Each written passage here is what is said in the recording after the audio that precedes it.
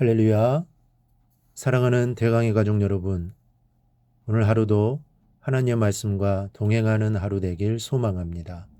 오늘 말씀은 여호수아 1장 12절에서 15절 말씀입니다.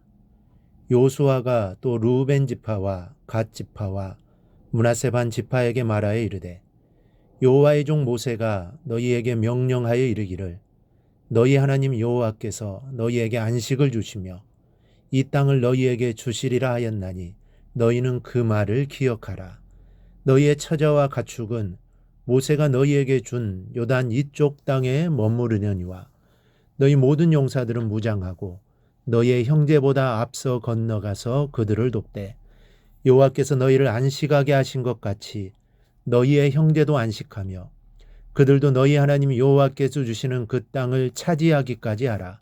그리고 너희는 너희 소유지 곧 여호와의 종 모세가 너희에게 준 요단 이쪽 해돋는 곳으로 돌아와서 그것을 차지할지니라. 아멘.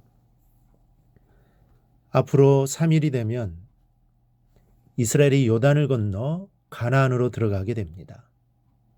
그리고 이제 양식도 준비했고 만반의 준비도 다 했습니다. 이제 전쟁을 시작해도 되는 때입니다.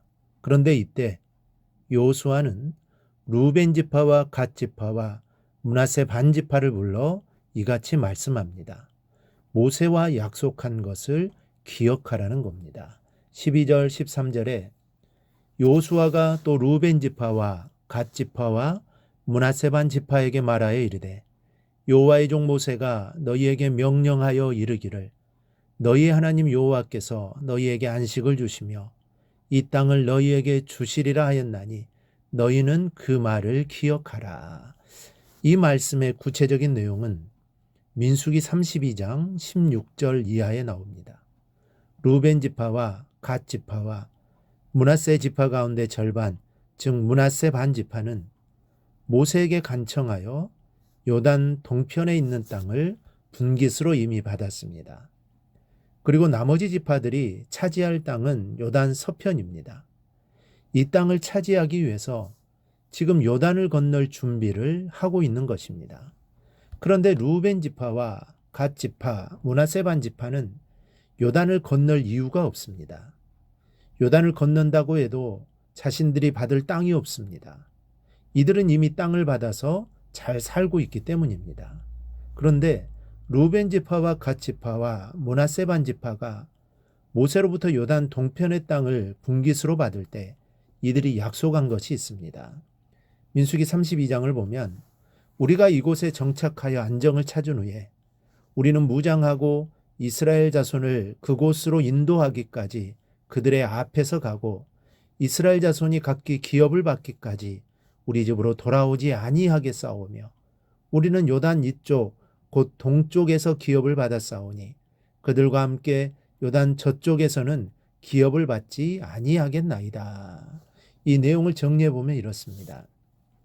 먼저는 요단 동편의 땅을 우리에게 주신다면 아내와 유아와 가축을 이곳에 정착시키고 우리는 무장을 하고 이스라엘 자손을 위하여 그들 앞에 서서 가나안 족속과 싸우겠습니다. 즉 제일 앞장에 서서 선발대에 서서 목숨을 아끼지 않고 전쟁에 나서겠다는 것입니다. 둘째는 가나안을 정벌하고 이스라엘 지파들이 분깃을 받을 때까지 우리는 절대로 집으로 돌아오지 않겠다는 것입니다. 또 하나는 가나안을 정벌하고 분깃을 나눌 때 우리는 이미 요단 동편의 땅을 분깃으로 받았으니 요단 서편에서는 기업을 받지 않겠다는 것입니다. 이 세 가지 약속을 모세에게 했습니다. 본문에서 여호수아는 이들을 불러놓고 모세에게 약속한 이 말을 기억하라는 것입니다. 그리고 그 약속을 지키라는 것입니다. 14절 15절에 기록된 말씀이 바로 그 말씀입니다. 사실 사람들은 자기에게 유익하고 자기가 필요한 때는 약속을 잘합니다. 그러나 때가 되어서 자기가 약속을 지켜야 할 때는 그 약속을 잊어버리는 경우가 많습니다. 우리가 야곱의 경우를 보면